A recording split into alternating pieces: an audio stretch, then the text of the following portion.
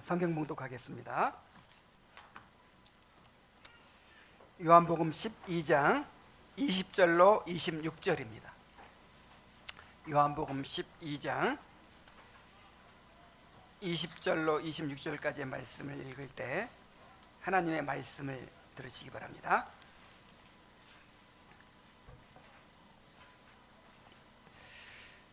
명절에 예배하러 올라온 사람 중에 헬라인 몇이 있는데 그들이 갈릴리 베세다 사람 빌립에게 가서 청하여 이르되 선생이여 우리가 예수를 배웁고자 하나이다 하니 빌립이 안드레에게 가서 말하고 안드레와 빌립이 예수께 가서 여쭈니 예수께서 대답하여 이르시되 인자가 영광을 얻을 때가 왔도다.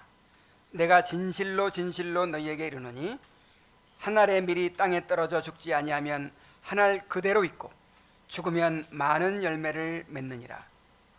자기의 생명을 사랑하는 자는 잃어버릴 것이요 이 세상에서 자기의 생명을 미워하는 자는 영생하도록 보존하리라. 사람이 나를 섬기려면 나를 따르라. 나 있는 곳에 나를 섬기는 자도 거기 있으리니 사람이 나를 섬기면 내 아버지께서 그를 귀히 여기시리라.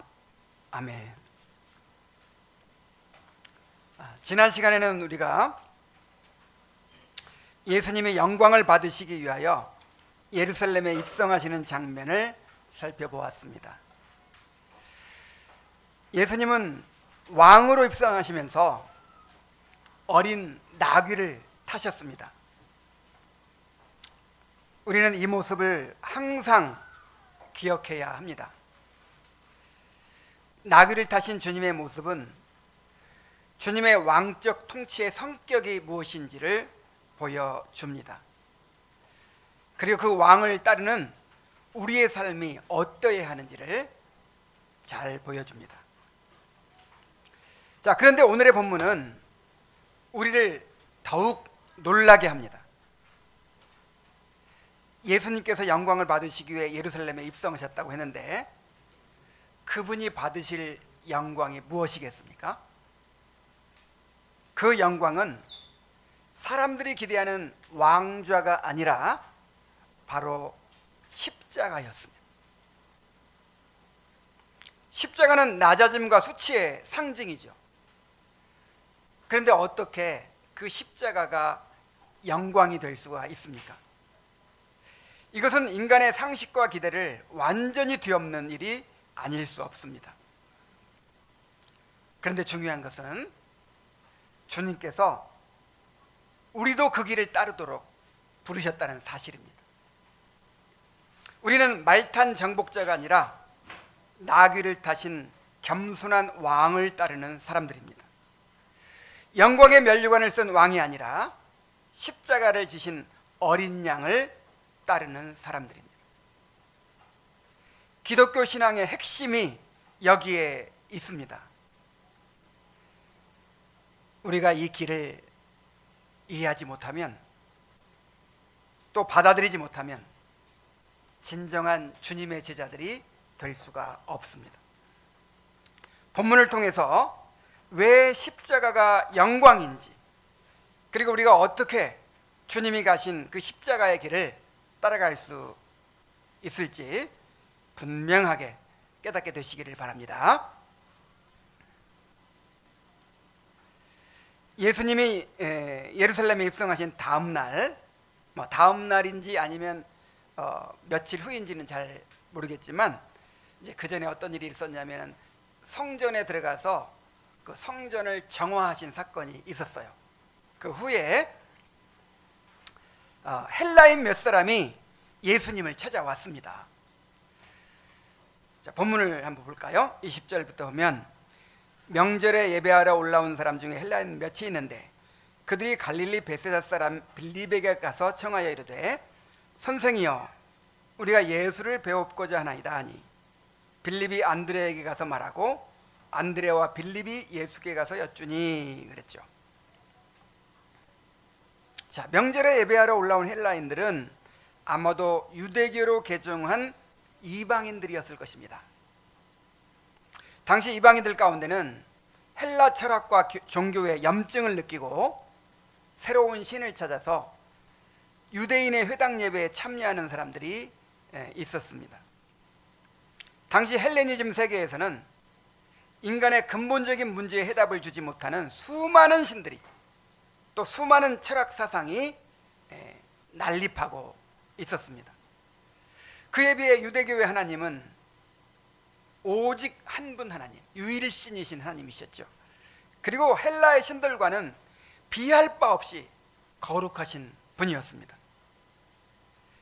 나아가서 하나님의 율법에 따라 거룩한 삶을 강조하는 유대교의 윤리 체계는 헬라나 로마의 종교들과는 비교할 수 없을 만큼 탁월했습니다. 아마 이들은 유대교를 개종한 경건한 이방인들이었고, 디아스포라의 유대인들과 함께 절기를 지키기 위해서 예루살렘에 왔을 것입니다. 자, 이들도 이제 6월절에 예루살렘에 와가지고 예수님께 대한 소문을 들었어요. 이분이 혹시 메시아인지도 모른다 하는 생각을 가졌겠죠. 그래서 예수님을 뵙고자 했습니다. 그래서 빌립을 찾아가서 청했고, 빌립은 안드레와 함께 예수님께 이 소식을 전합니다. 당시에는 이방인이 유대인과 만나는 것이 그렇게 쉬운 일이 아니죠. 특히 랍비를 만나는 것은 정말 어려운 일이었습니다. 왜냐하면 이방인을 함부로 만나면 부정을 타잖아요. 더구나 예수님은 오직 유대인들에게만 그동안 복음을 전하셨어요.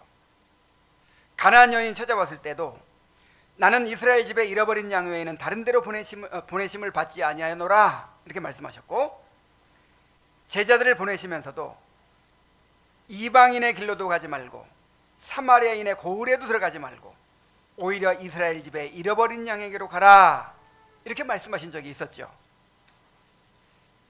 그래서 빌립이 조심스러웠던 것 같아요. 누구한테 갔죠? 안드레한테 가가지고 의논합니다. 헬라인들이 지금 예수님을 뵙자고 찾아왔는데 어떻게 하면 좋을까? 그래서 이제 빌립과 안드레가 함께 예수님께 가가지고 조심스럽게 전합니다. 헬라인들이 명절에 예배하러 온 헬라인들이 예수님을 뵙고 싶어 합니다. 자, 이렇게 전했어요. 자, 이 소식을 들으신 예수님은 갑자기 놀라운 선언을 하십니다. 23절에 보면 예수께서 대답하여 이르시되 인자가 영광을 얻을 때가 왔도다 이렇게 말씀하시는 거예요. 자, 헬라인들이 뵙고자 합니다 이렇게 말하면 자, 뭐라고 대답하셔야 되겠어요?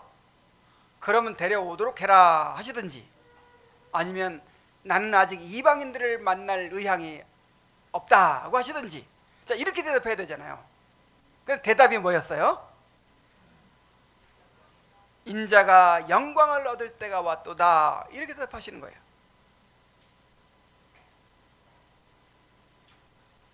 자, 예수님은 헬라인들의 방문을 자신이 영광을 얻을 때가 도래했음을 알리는 하나의 증거로 인식을 하신 것입니다. 자, 영광을 얻을 때는 언제를 가리키는 것입니까? 그리고 헬라인들이 찾아온 것과 예수님이 영광 받으시는 것은 도대체 무슨 상관이 있을까요?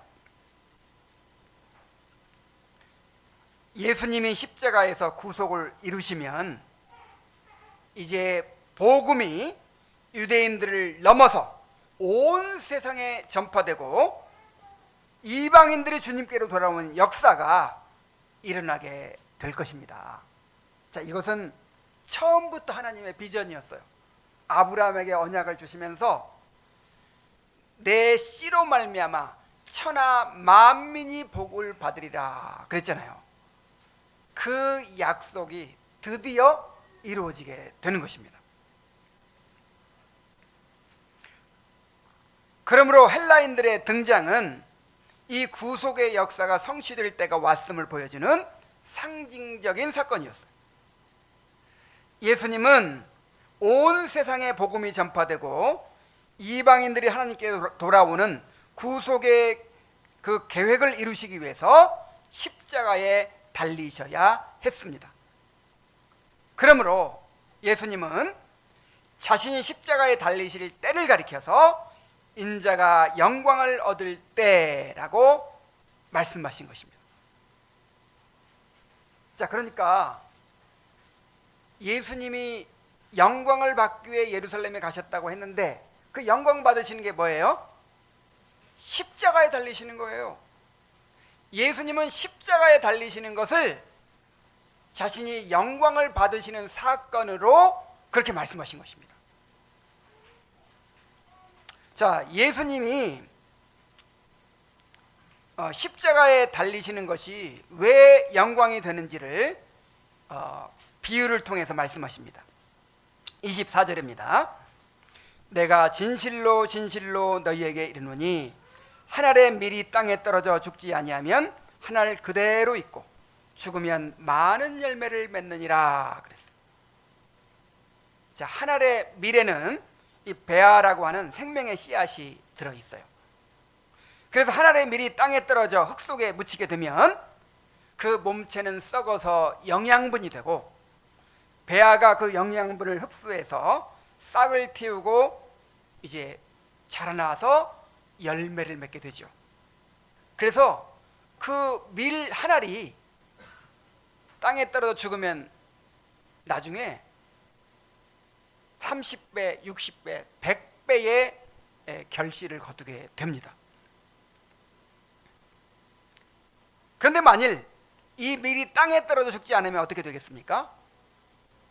자신의 형체는 그대로 보존할 수 있을지 모르겠지만 한 알 그대로 남아있을 뿐 어떤 열매도 생겨날 수가 없어요. 그러므로 한 알의 밀이 생명의 싹을 틔우고 열매를 맺게 되려면 반드시 땅에 떨어져 죽어야 합니다. 그리고 땅에 떨어져 죽는 것이 그 밀에게는 영광이에요. 이와 같이 예수님께서도 한 알의 밀처럼 십자가에 달려서 죽으셔야 했습니다. 자, 만일 예수님이 자기 생명을 보존하려고 하셨다면 예수님 홀로 의롭고 거룩한 분으로 그렇게 남으셨을 거예요. 그러나 이 세상에 어떤 죄인도 구원받을 수는 없었을 것입니다. 예수님이 살고자 하셨다면 모든 사람들이 다 멸망하게 되었을 것입니다. 그러나 예수님은 한 알의 밀처럼 십자가에 달려 죽으시고 자신의 몸을 영생의 양식으로 내어 주셨습니다. 그리하여 그분의 죽으심을 통해서 많은 사람들이 생명을 얻게 되었고 그의 살과 피를 먹고 마심으로 모든 택함 받은 자들이 영생에 이르도록 자라나게 된 것입니다. 그러므로 주님은 자신 십자가에 달려 죽으시는 것이 자신에게 영광이라고 말씀하신 것입니다. 십자가는 하나님의 영광이 드러난 곳이요 예수님이 영광 받으신 곳입니다. 예수님은 하나님의 뜻에 순종하여 십자가를 지심으로 하나님의 영광을 온전히 드러내셨어요. 여러분, 십자가야말로 하나님의 영광이 분명하게 드러난 곳입니다. 자, 하나님의 사랑이 어디서 드러났어요? 십자가에서 드러났죠. 하나님의 공의가 어디서 드러났어요? 십자가에서 드러났죠. 하나님의 언약의 성취가 어디서 드러났어요? 십자가에 드러났어요. 하나님의 지혜가 어디서 드러났습니까? 십자가에서 드러났어요. 하나님의 성품이, 하나님의 영광이 예수님의 십자가에서 분명하게 드러났어요. 동시에 십자가는 예수님 자신의 영광이 드러난 곳이기도 합니다. 아들을 통하여 영광을 받으신 하나님께서는 그 영광을 다시 아들에게 주십니다. 자, 예수님이 십자가를 앞두고 이렇게 기도하셨어요. 요한복음 17장 1절에 보면 예수께서 이 말씀을 하시고 눈을 들어 하늘을 우러러 이르시되 아버지여 때가 이르렀사오니 아들을 영화롭게 하사 아들로 아버지를 영화롭게 하게 하옵소서. 자, 때가 왔습니다. 때가 왔습니다. 이제 아들을 영화롭게 해 주시옵소서. 이렇게 기도하셨는데 그 때가 언제예요? 십자가에 달리실 때예요.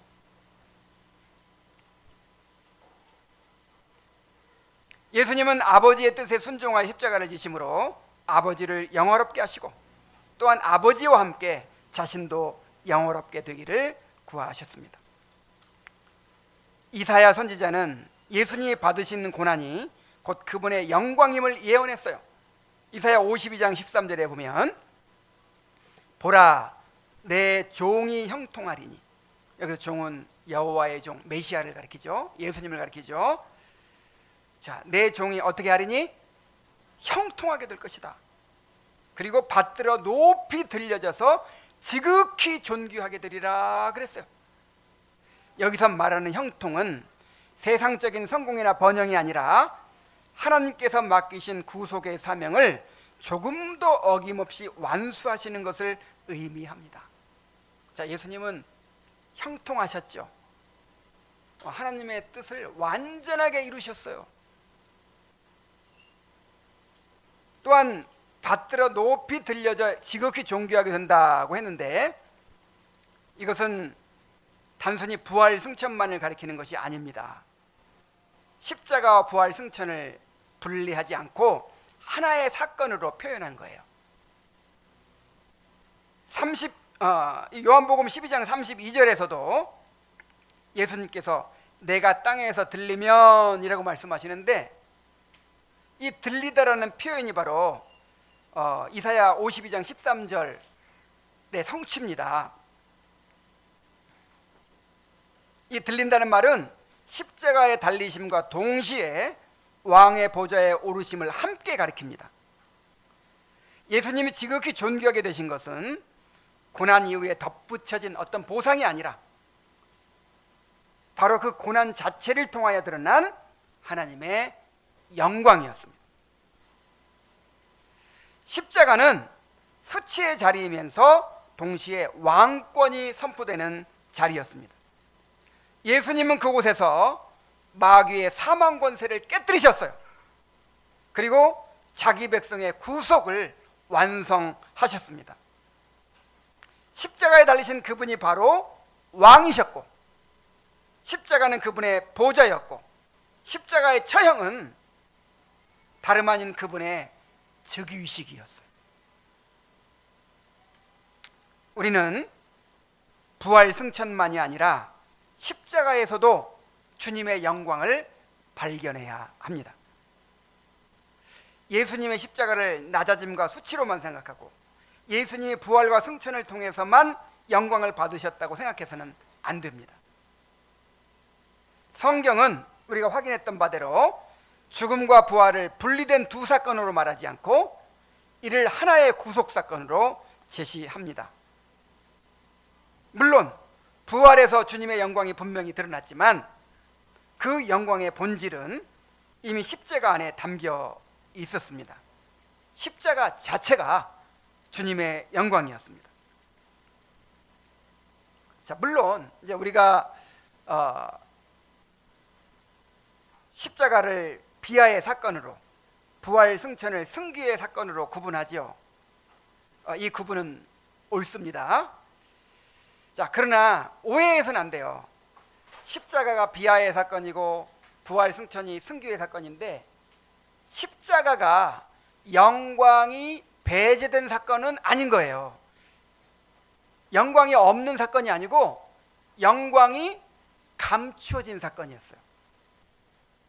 자, 십자가에는 주님의 영광이 감추어져 있고 부활과 승천에서는 주님의 영광이 밝히 드러나게 된 것입니다.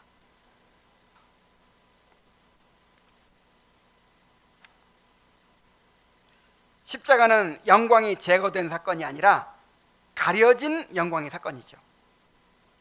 하나님의 영광은 높아짐을 통해서만이 아니라 낮아짐을 통해서도 분명히 드러났습니다. 자, 이렇게 예수님의 부활과 승천뿐만 아니라 십자가 자체를 영광으로 바라보는 시각은 우리 신앙에 매우 중요합니다. 자, 우리가 이 관점을 바꿔야 돼요. 시각을 바꿔야 돼요. 그래야 우리의 삶이 변화될 수 있어요. 대개 우리는 십자가를 낮아짐과 수치로만 생각하죠. 그래서 십자가를 지는 일을 마치 나를 잃어버리는 불행한 사건으로 여겨서 어떻게든 십자가를 피하려고 합니다.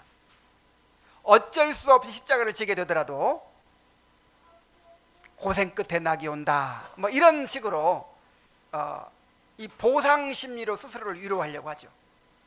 지금은 내가 이 고난을 받고 이 십자가를 지고 내가 이 수치를 당하지만 이제 나의 때가 올 거야. 이제 그 보상으로 나중에 영광을 받게 될 거야. 자, 이렇게 우리가 스스로 위로하는데, 그러나 십자가 자체가 영광이라는 사실을 깨달으면 우리의 삶이 달라질 수 있어요. 고난의 터널을 지나야 비로소 영광이 시작되는 것이 아니라 십자가를 지는 그 자리가 바로 하나님의 영광이 머무는 자리라는 것이 분명하기 때문입니다. 자, 사도 바울을 보세요. 자, 사도 바울은 사도 바울에게 십자가가 있었죠. 여러 가지 많은 십자가가 있었어요. 그 중에 육체의 가시가 있었습니다. 그는 육체의 가시로 괴로워하면서 그것을 없애달라고 3번이나 간구했어요. 이 사도 바울에게 있는 육체의 가시가 어떤 것이었는지는 확실히 알 수 없지만, 이 육체의 가시 때문에 내가 사역을 더 많이 감당하지 못하고 더 주님의 영광을 드러내지 못하고 더 쓰임받지 못한다고 생각을 했어요. 이것이 장애물이라고만 생각했어요. 그래서 이것을 없애달라고 간절히 하나님 간구하는 것입니다. 그런데 하나님의 응답이 왔어요. 내 은혜가 내게 족하도다. 이는 내 능력이 약한 데서 온전해짐이라. 자, 내 은혜가 내게 족하도다. 그리고 내 능력은 오히려 어디서 온전해진다? 약한 데서 온전해진다. 이 놀라운 비밀을 바울 사도가 깨달았을 때 바울은 비로소 자신에게 주어진 십자가가 오히려 하나님의 은혜요, 영광임을 깨닫게 됐어요.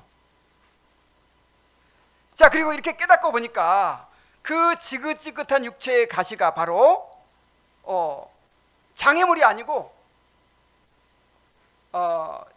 자신의 사역을 그동안 이렇게 능력에 감당하게 만든 그 능력이 임하는 통로라는 사실을 깨닫게 된 거예요. 그 후 바울의 시각은 완전히 바뀌었습니다. 이제 도리어 자신에게 있는 약함을 기뻐하고 자랑하게 됐어요. 그러므로 도리어 크게 기뻐함으로. 자, 억지로 기뻐한 거 아니에요.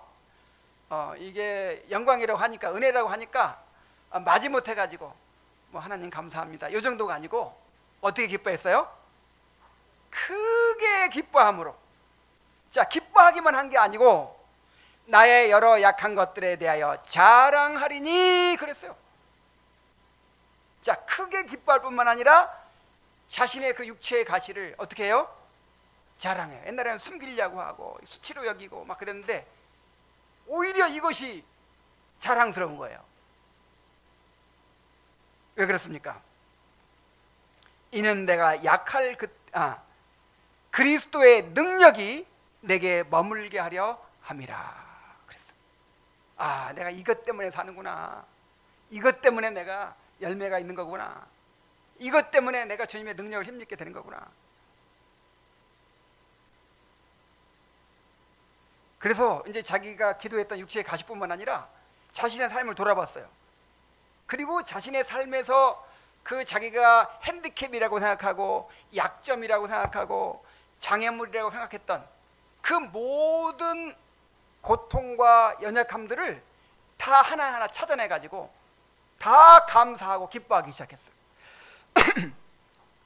고린도후서 12장 10절에 그러므로 내가 그리스도를 위하여 약한 것들과 능욕과 궁핍과 박해와 곤고를 기뻐하노니 이는 내가 약한 그때에 강함이라 그랬어요. 참 정말 놀랍죠? 장차 나타날 영광을 바라보고 십자가를 견디는 것도 정말 귀한 일입니다. 하지만 더 성숙한 신앙은 지금 내게 주어진 십자가 자체를 하나님의 은혜요 영광으로 바라보고 즐거워하는 것입니다. 자, 우리는 우리에게 있는 그 장점들, 우리에게 있는 남에게 내세울 만한 그런 점들 때문에 내가 지금 이렇게 살고 있다고 생각하고, 또 나에게 감추고 싶은 그런 단점들, 그 약함들, 이런 것 때문에 내가 지금 제대로 주님을 섬기지 못하고 열매를 맺지 못하고 또 행복을 누리지 못한다, 이렇게 생각하는 경향이 있어요. 생각을 바꿔야 됩니다. 이소부화에 이런 얘기가 있어요. 어느 날 사슴이 연못가에 나가가지고 자기 모습을 봤어요.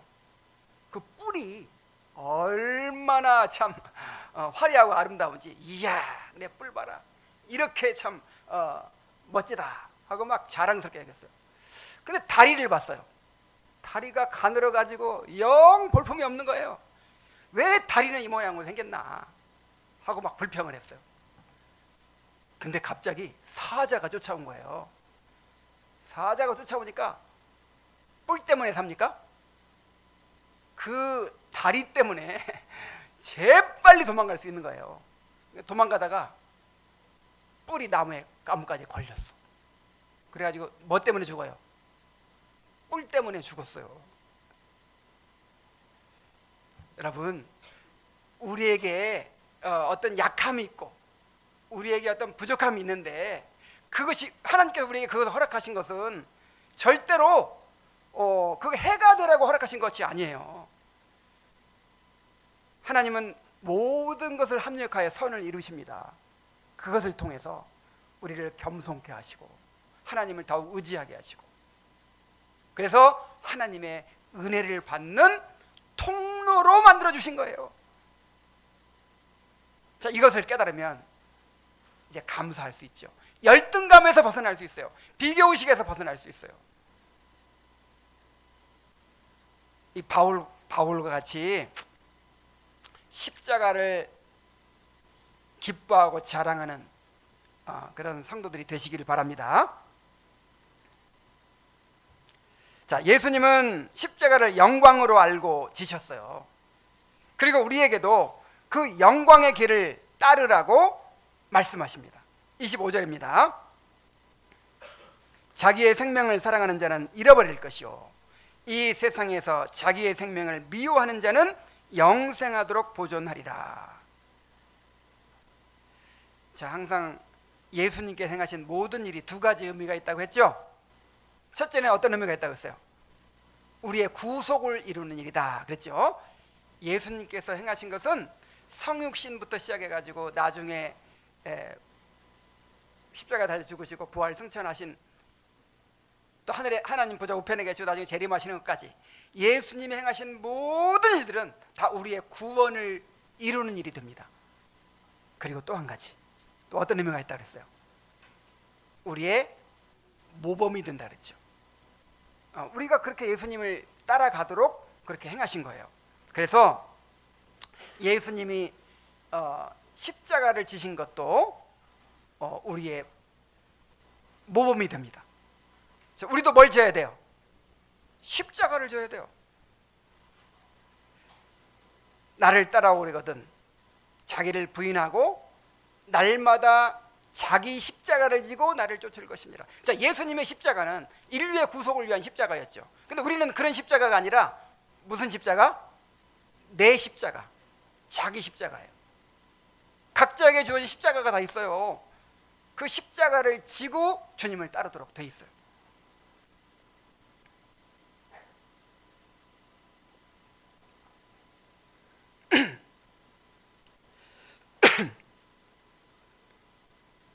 주님께서 한 알의 밀이 되어 십자가에 자신을 내어주심으로 많은 생명을 얻으신 것처럼 우리도 십자가를 통해서 생명을 얻는 길로 부르심을 받았습니다.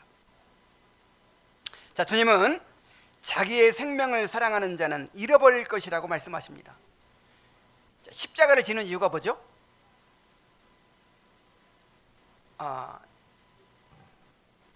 죽기 위해서 지는 거예요. 십자가는. 그러니까 자기를 부인하기 위해서 지는 거예요. 자기 부인은 내가 죽으라는 것이거든요. 나를 포기하고 이제 주님의 뜻에 순종하는 삶을 살라는 것이거든요. 근데 자기 부인이 쉬워요, 어려워요? 누가 죽으려고 해요? 살라고 발버둥치지.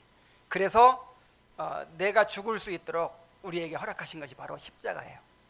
그래서 더 구체적으로 말하면 우리 삶에서 겪는 어떤 고난이라든지 또 주님을 섬기기 위해서 감당해야 될 그런 이제 모든 고난을 가리켜서 십자가라고 하는 거예요. 그런 십자가를 통해서 내가 부인이 되는 겁니다. 자, 그래서 자기의 생명을 사랑한다는 게 무슨 뜻이냐면 십자가를 지기 싫어한다는 것이죠. 어떻게든 죽지 않으려고 발버둥 친다는 것입니다. 우리 안에는 집요한 생존 보존 본능이 있어가지고 어떻게든 자기를 포기하지 않으려고 하고 십자가를 피해가려고 하는 그런 속성이 있어요. 그러나 내가 죽지 않으면 살 수 없습니다. 죄된 자아가 죽지 않으면 참된 회심에 이르지 못하며 영생을 얻을 수가 없습니다. 또한 이미 회심하여 영생을 소유한 신자라 할지라도 계속해서 내가 죽지 않으면 주님의 능력이 나타날 수가 없어요. 그에게서 생명의 역사가 나타날 수가 없습니다. 열매가 없는 이유는 아직 내가 살아있기 때문이에요. 자, 밀이 어떻게 돼야 돼요? 흙 속에 묻혀가지고 썩어야 되는데 그냥 기를 쓰고 그냥 햇빛 좀 보겠다고 막 기어 나오는 거예요. 자, 그럼 어떻게 돼요? 그냥 굴러다니겠죠. 그냥 바싹 말라버리겠죠. 그래서 십자가를 지려고 하지 않고 죽고자 하지 않는 사람은요 아무런 열매도 없어요. 뭔가 하나님 능력이 나타나지 않는 거예요. 그러나 이 세상에서 자기의 생명을 미워하는 자는 영생하도록 보존하리라고 하십니다.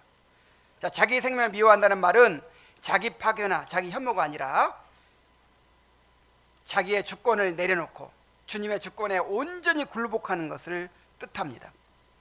자, 내가 죽는 걸 말하는 거죠. 몸이 죽어야 부활하듯이 우리가 죄와 세상에 대하여 죽을 때 비로소 하나님께 대하여 살게 됩니다. 오늘 우리가 죄를 고백하는 기도 가운데도 그렇게 있었죠. 뭐에 대하여 죽고?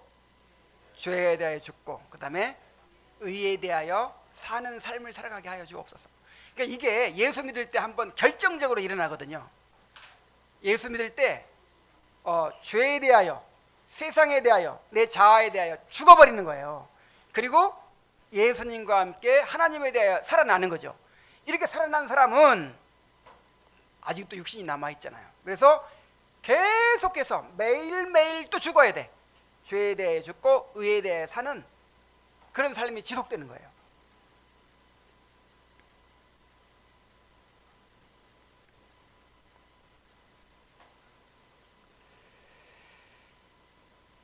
자, 이렇게 죄에 대해 죽고 의에 대해 살아나는 것이 참된 회심이고, 이러한 회심을 통해서 우리는 영생을 얻습니다.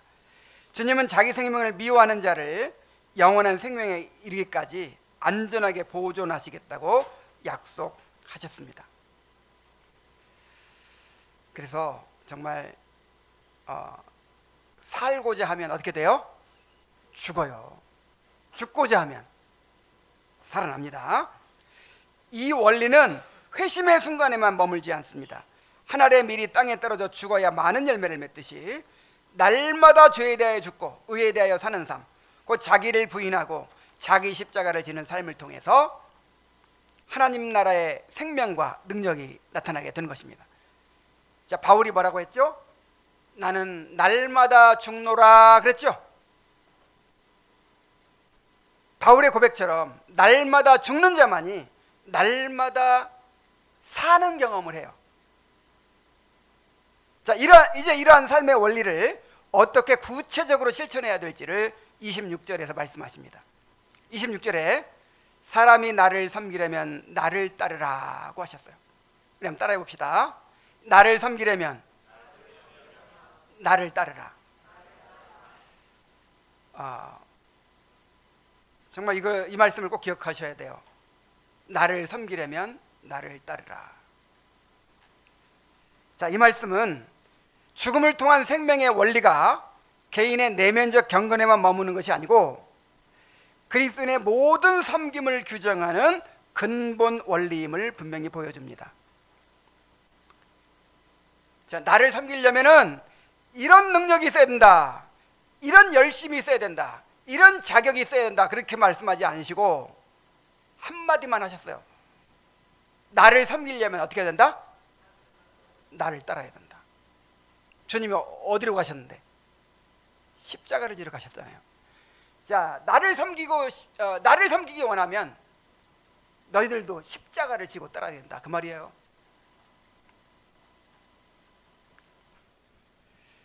주님을 섬기는 자가 서야 할 자리는 안락한 자리나 영광의 무대가 아니라 주님이 계신 고난과 죽음의 자리입니다. 하늘의 밀이 되어 자기 자신을 내어주는 그 자리에서만 참된 섬김이 시작될 수가 있는 것입니다. 자, 바울은 이 원리를 자신의 사역 속에서 어떻게 적용했는지 다음과 같이 고백합니다. 고린도후서 4장 11절로 12절입니다. 우리 살아있는 자가 항상 예수를 위하여 죽음에 넘겨짐은 예수의 생명이 또한 우리 죽을 육체에 나타나게 하려 하심이라. 그런즉 사망은 우리 안에서 역사하고 생명은 너희 안에서 역사하느니라. 이야, 정말 그 바울의 사역을 기가 막히게 요약을 하죠. 자, 우리 살아있는 자가 항상 예수를 위하여 죽음에 넘겨진다 그랬어요. 바울의 사역은요, 항상 주님과 함께 고난받는 것이었고 주님과 함께 죽는 것이었어요. 근데 이게 실제적으로 그 죽음의 위협에 직면한 것을 말해요. 항상 그 생명을 내놓고 사역을 했어요. 그래서 바울 사도가 나는 날마다 죽노라고 했던 것이 사실은 날마다 죽음의 위협에 직면합니다, 그 뜻이에요. 늘 박해를 받고 늘 생명의 위협 가운데 이제 사역을 했거든요. 자, 그래서 주님의 복음을 전하는 일에 좀 이렇게 좋은 환경을 주시면 좋잖아요. 에? 복음을 전하러 가는데 가다가 풍랑을 만나요. 복음을 전하다가 감옥에 갇혀요. 돌에 맞아요. 교회를 겨우 세워놨는데 쫓겨나요. 아니, 도대체 왜 이런 십자가를 주십니까? 그 십자가가 바로, 십자가의 목적이 뭐라고요? 죽음, 자기 부인에 있어요. 그래서 그 십자가를 통해 죽음에 넘겨지는 거예요. 늘 내가 죽는 거예요. 그러니까 내가 죽으니까, 늘 고난을 통해 내가 죽으니까 어떻게 돼요? 결과가 생명의 역사가 나타나는 거예요. 그래서 사망은 우리 안에서 역사하고 생명은 너희 안에서 역사하느니라. 그래서 바울의 사역이 이렇게 능력이 있었던 거예요. 정말 그 호화로운 마차를 타고 다니면서 그냥 5성급 호텔에 묵으면서 그렇게 넉넉한 재정으로 그냥 돈을 뿌려가면서 만약 그렇게 선교를 했으면 이런 능력이 나타날까요?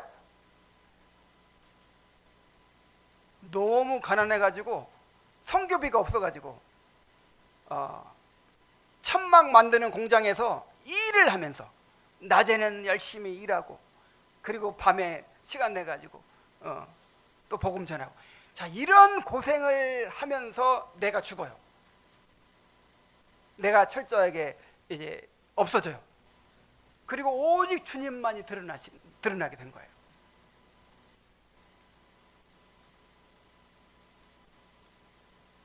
바울은 이렇게 기꺼이 십자가를 지는 삶을 살았기 때문에 그리스도의 생명이 자신을 통해서 다른 이들에게 흘러갈 수가 있었습니다. 여러분, 주님 섬기기 원합니까? 이거 듣고 보니까 이거 대답하면 안 될 것 같아요. 우리가 지금 주님을 섬기는 자리에 있어요. 예배한다는 게 섬긴다는 것이에요. 자, 주님을 섬기기 원합니까? 주님 섬기기 원하죠?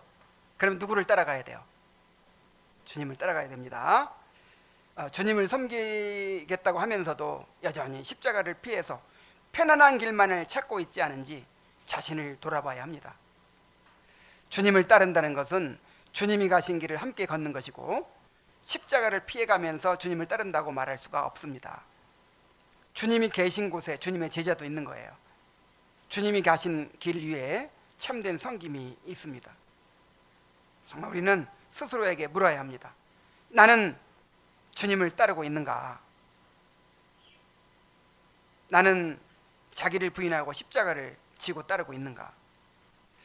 가정과 교회, 그리고 이 세상 속에서 복음을 따라 살면서 겪는 손해와 오해와 수고와 눈물을 내가 받아들이고 있는가? 자기를 돌아보게 되기를 바랍니다. 자, 십자가를 지라고만 하고 마치면 너무 무거울까봐 주님께서 놀라운 보상을 약속하십니다. 자, 이 말씀을 이제 잘 들으세요.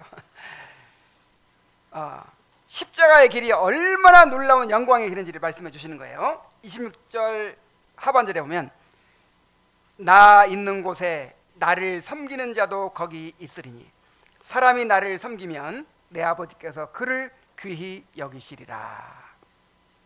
자, 이게 주님의 보상이에요. 주님은 나 있는 곳에 나를 섬기는 자도 거기 있을 것이다, 이렇게 말씀하십니다. 자, 참된 제자는 예수님께서 가신 십자가의 길을 따르는 사람이죠. 그리고 주님은 그런 제자에게 한 가지 분명한 약속을 주십니다. 주님이 가신 그 길을 함께 걷는 자는 장차 주님이 계신 그 자리에 함께 있게 된다는 것입니다.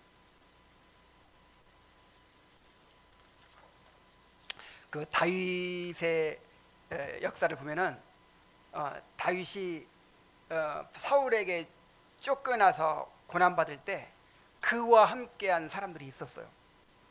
뭐 그렇다고 해서 그냥 잘난 사람들만 모인 게 아니라 빚진 자, 환난당한 자, 뭐 억울한 자, 그렇게 사회에 적응 못하고 그냥 그런 사람들이 이제 다윗에게 모여들었거든요. 그래가지고 그 사람들이 한 600명 정도 된다. 처음에 400명 됐다가 한 600명 정도 됐어요. 그 사람들이 아둘람 굴에서 다윗과 함께 공동체를 이루어가지고 이제 살아가는 겁니다. 그래서 정말 서로 동고동락하면서 하나님의 언약 아래서 사랑과 의리로 똘똘 뭉쳤어요. 그래서 참 모든 환난을 함께 이제 헤쳐나가죠. 그런데 나중에 사무엘하 31장에 보면은 다윗 사이에 용사들의 명단이 쭉 나오거든요. 다윗 왕국이 이루어졌을 때 다윗과 함께 이 이스라엘 나라를 접수해가지고 이 다스리게 되는 사람들이 나오는데, 그 아둘람 굴에서 함께 고난받던 사람들이 다 다윗의 측근들이 돼가지고 그리고 영광스러운 지도자들이 된 거예요. 나중에 이 일이 이제 예수님이 재림하실 때 일어나게 될 것입니다. 예수님께서 이제 이 하나님 나라를 완성하시고 예수님과 함께 이제 온 우주를 다스릴 왕들을 세울 거예요. 예수님과 함께 왕 노릇할 사람들을 세우는데, 자, 그 사람들이 누구겠어요? 이 땅에서 예수님 십자가를 지실 때 함께 그 십자가 길을 갔던 사람들, 주님과 함께 고난받은 사람들이 나중에 주님과 함께 영광 중에 있게 될 것입니다. 자, 이보다 더 큰 보상이 어디 있습니까? 이게 언약의 성취잖아요. 자, 또 한 가지가 있는데, 사람이 나를 섬기면 내 아버지께서 그를 귀히 여기시리라고 말씀하십니다. 주님을 섬긴다고 말하는 사람들은 많지만 실제로 주님의 길을 따르는 사람들은 많지 않습니다. 누가 주님과 고난받으려고 합니까? 누가 십자가를 지려고 합니까? 그런데 바울처럼 십자가를 은혜로 알고 십자가를 영광으로 알고 그렇게 기뻐하는 사람들이 있어요. 소수지만 그런 사람들이 있어요. 자, 그런 사람들은 너무나도 소중한 존재입니다. 그래서 하나님께서 그를 어떻게 여기신다? 귀히 여기신다. 보배처럼 여기시는 거예요.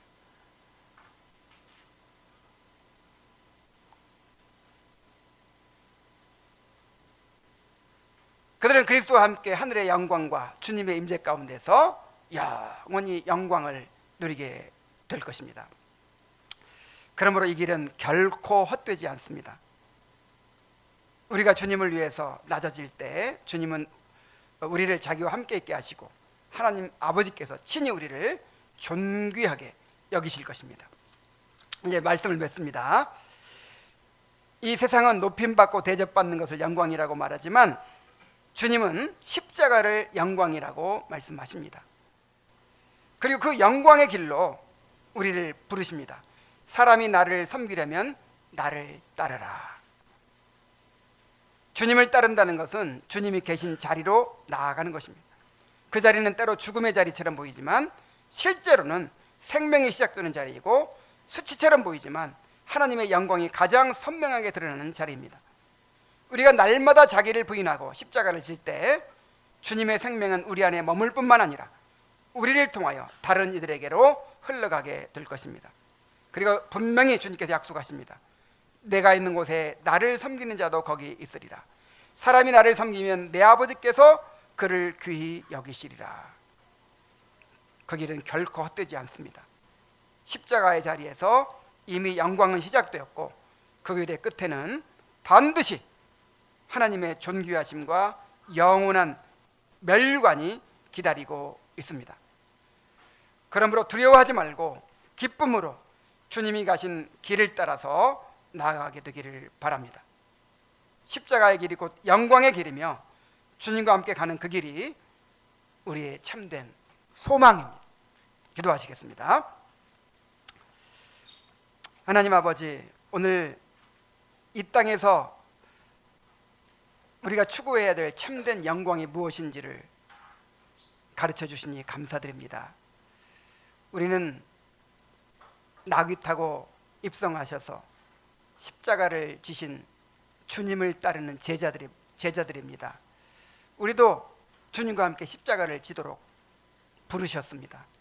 하나님 아버지, 우리가 참으로 십자가를 영광으로 바라볼 수 있는 안목을 가지게 하여 주시옵소서. 우리에게 주어진 십자가를 오히려 기뻐하고 자랑할 줄 아는 성숙한 신앙인이 될 수 있도록 인도하여 주시옵소서. 우리가 주님의 임재를 누리고 아버지께서 가장 귀히 여기시는 그런 사람들이 되기를 원합니다. 이 교회 안에서, 가정에서, 또 우리가 직장에서, 우리가 처한 모든 곳에서 참으로 자기 십자가를 지고 주님의 영광을 드러내는 그런 사람들이 되게 하여 주시옵소서. 예수님의 이름으로 기도하옵나이다. 아멘.